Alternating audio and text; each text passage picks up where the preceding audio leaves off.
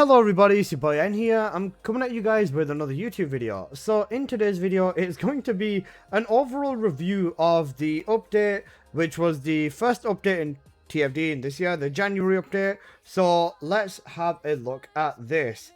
Let's get right on into today's video. So starting off with the first part of this is going to be, well, weapon reworks.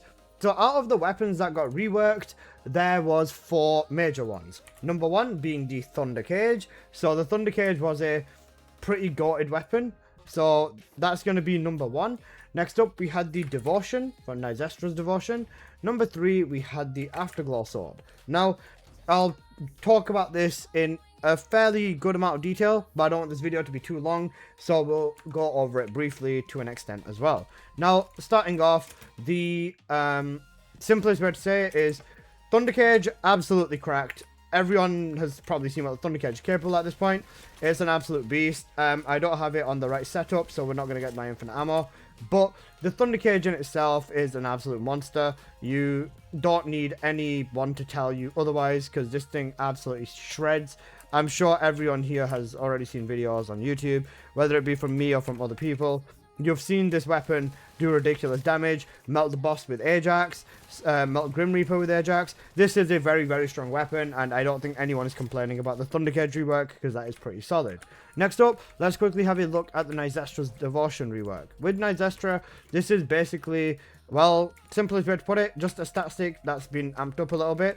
It is a bit nicer, because you can see here how the procs work, and reworking them and slamming them in is nice and easy. Keeping your buffs active is easier as well, because of course the buffs last for a little bit of a longer period of time. So as far as stat sticks go, this is a nice little rework on the stat stick as well. So it's made the Nyzestra's Devotion overall pretty good. Then you can see the buffs on your little side where the green icon is on your screen, so you can keep an eye on your buffs with Nyzestra's nice and easy. Pretty simplistic with that. Nyzestra got a good rework.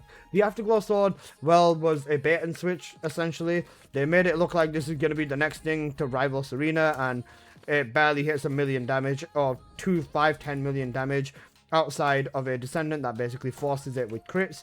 With Haley, for example, you can force this into crits and it can do more damage.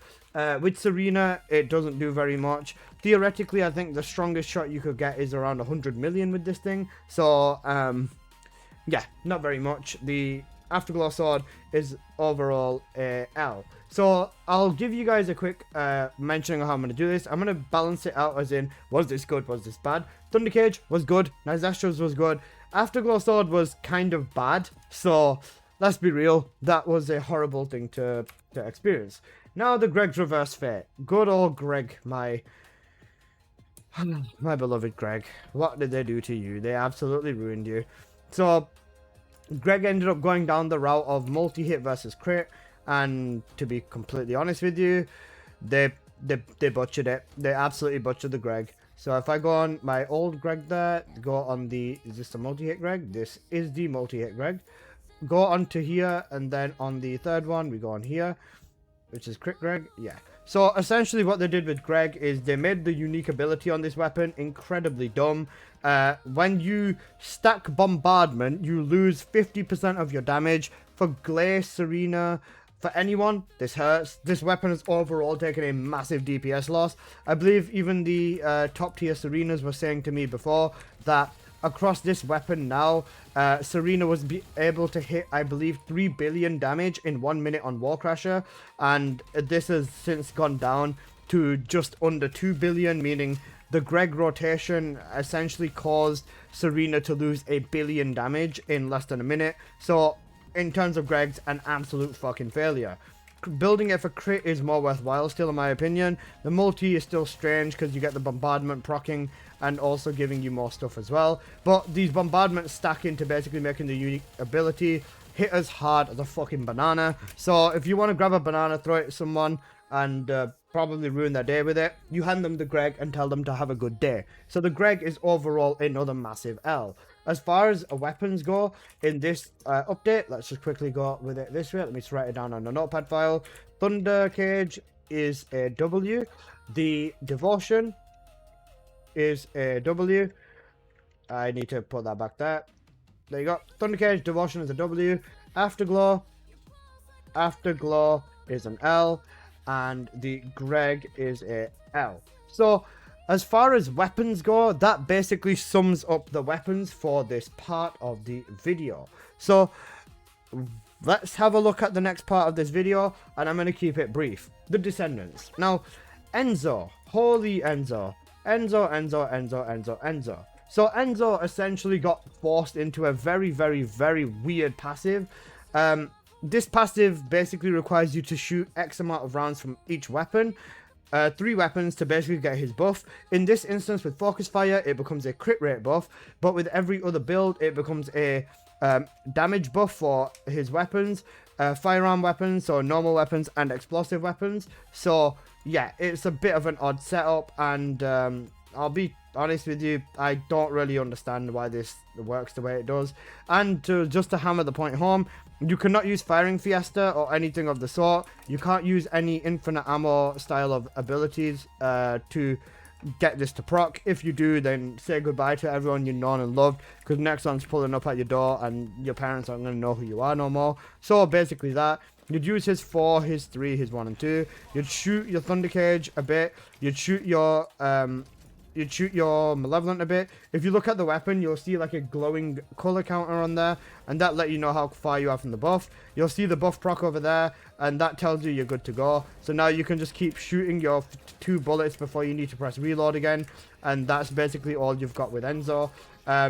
Why does everything rely on his passive? I could not tell you, but with Tactical Acceleration procking, you can now burn through all of your ammo faster than my dad burns through his sweet supply at 10 o'clock at night when he thinks no one else is home. Basically, they've rammed a really, really, really strange, borderline stupid passive on Enzo, and Enzo is cooked because of it. His other builds are not bad, but he just genuinely feels crap. Jaber, yeah, let's have a look at Jaber. Jaber. Another example of them doing stupid things. For some reason, I don't know why, but his assault turret and his medical turret, when you put them side by side, his medical turret is literally bigger than his assault turret on a character who's meant to be a skill-based DPS, and for some reason they've shoved on fire rate onto him, so they want you to stand there and gun Warcrasher down with a Thunder Cage on Jaber whilst everything else is happening in the background, whilst you hear the sweet sound of your parents arguing about which one of them gets your sister and which one of them gets you and who's going to take what in the divorce. You can use the Thunder Cage and hope to God that the Jaber's turrets are going to save you, because they're absolutely fucking not. Now, with that as well, in all fairness, they basically gave Jaber a nice bossing build. Immediate Purge Cord kind of got cooked in a positive way. It does more DPS when it does talk about bossing. I'm not running the full-on setups, but it does overall do more DPS. If you slap all this here, slap a medical turret in, and then use your 4th ability, this is technically more DPS, so in the long run, blah blah blah blah blah. And the new trigger mod is also good for bossing with Jaber as well, which is Kill Chain. Apart from that, essentially Jaber's about as fucking useless as me. Absolutely fucking shit. Shouldn't exist anymore. That's a bit far, but Jaber is absolutely cooked. They made him better technically, but in such an odd way, to the point where most people don't even care anymore and don't want to play him. So they absolutely cooked Jaber in this as well. So we're in another predicament where, well, Enzo overall is an L, and Jaber is now also an L. We love to see Nexon catching W's in this, don't we? So, next up, let's also go over the swords. So, the swords are probably the first thing in this update that can actually catch a W out of them. So, if we get the Deus, we grab the Deus, we'll grab the Hypernova, and we will also grab the Shadow. This is one of the rare things in this update that has an actual W attached to it. Is the craziest thing, but that is kind of just how it is at the moment. So let's get rid of Warcrasher and let me show you the swords. So even against Legion of Breach with no immortality on them, the swords are absolutely capable. You can like one-shot them with basically every sword, which is amazing. The sword's DPS is finally there. even the Shadow, like every sword can one-shot them. And at this point, the Hypernova is already a really capable tool for mobbing, with its ability to throw a black hole, so on and so forth. So basically, they buff the daylights out of all the swords, and every sword kind of slaps right now in a positive way. Same can be said for Shadow, which I think is my best because of how much you move, including the range and everything. And the unique ability also annihilating. The Deus is probably the worst sword at the moment, but that doesn't mean it's bad. It's just a little bit slow, and when it comes to bosses, it's a bit of crit fishing.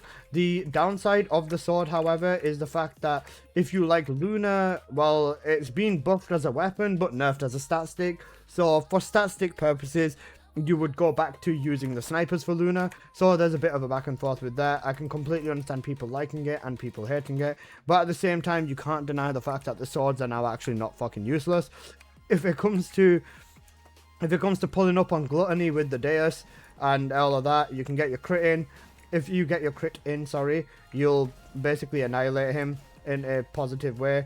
Or if you want to be that guy as well, with Gluttony, say 4th again, you can instead just go, wait your turn, grab the Shadow and still absolutely melt him. The Shadow is probably my favorite sword in the game currently because it's just an absolute fucking monster. You can just go up to any boss and flip and annihilate them immediately. So yeah, dungeon bosses, all dungeon bosses get absolutely ratioed by the Shadow. It's basically the best option for a solo run at this point, even more so than Dagger. If you can aim your Shadow correctly, it's going to one-shot every dungeon boss. So the swords, in my opinion, are actually a W. So let's pull the table up, and we're just going to put all the swords together as swords because I'm not writing every single individual sword.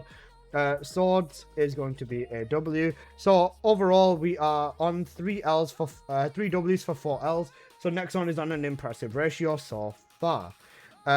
Next up, let's have a quick look at the breach tracking mode. Now, breach tracking in itself is not a bad mod. Let's be completely clear over here.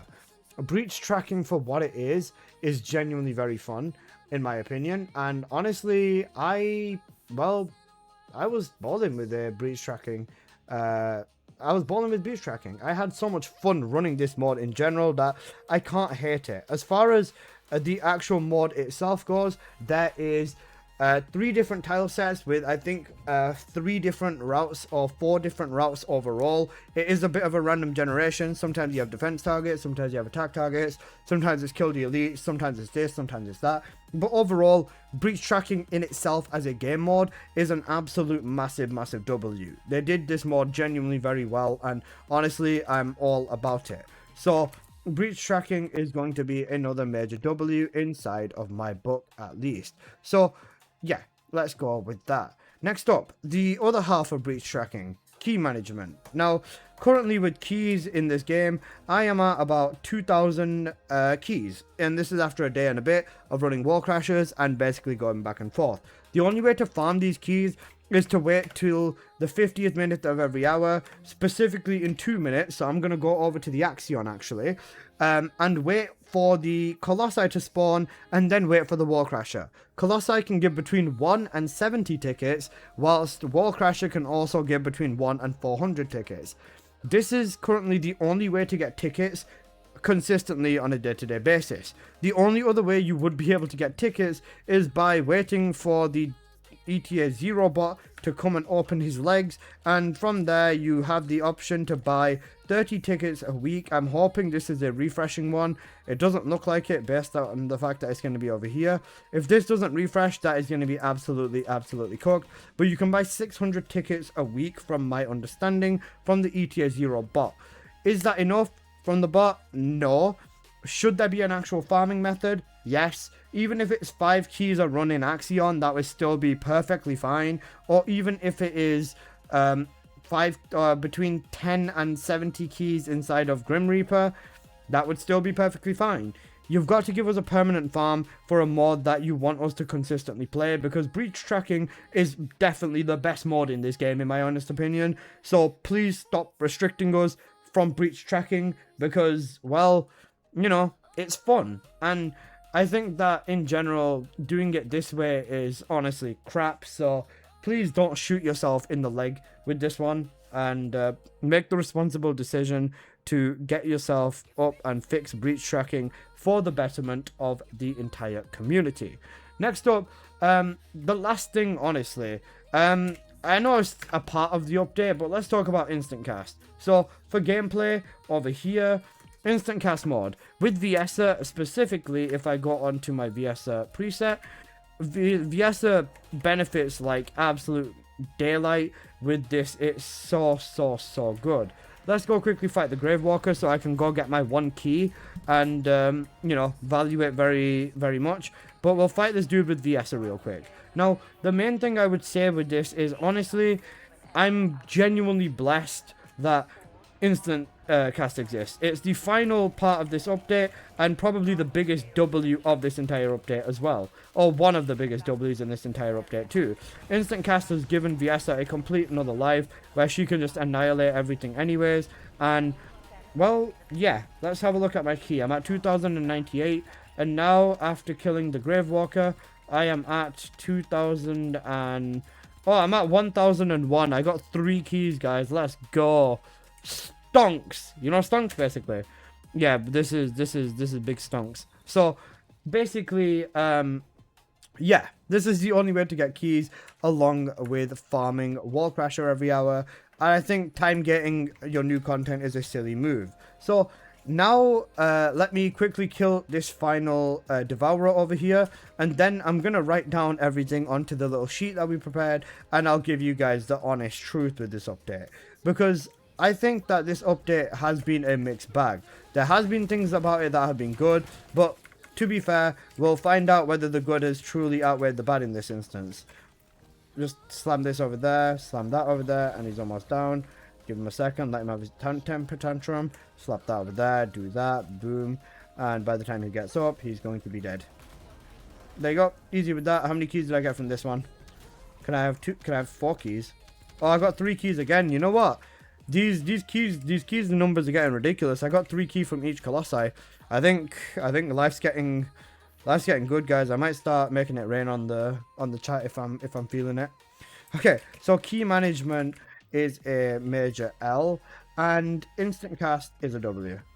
So where does that put us? We have 1, 2, 3, 4, 5 W's to 1, 2, 3, 4, 5 L's.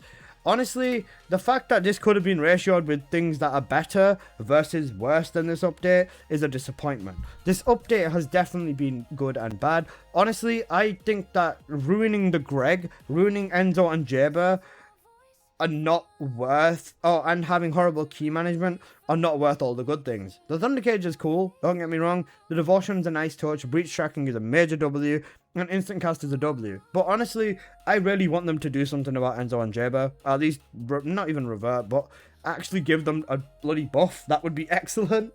Truth being told, I think that this update was, personally, a W, because breach tracking is so good.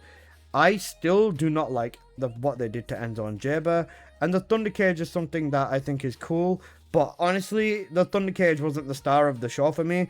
Out of everything in the weapons, it was honestly the Shadow. The Shadow is the best sword, and honestly a weapon that's going on every single one of my setups now. So yeah, the Thunder Cage was cool, but in my opinion, the Shadow was cooler. Now, everything has basically had a bit of time to sink in. We are on, like, what, the update's been out for 4 days now.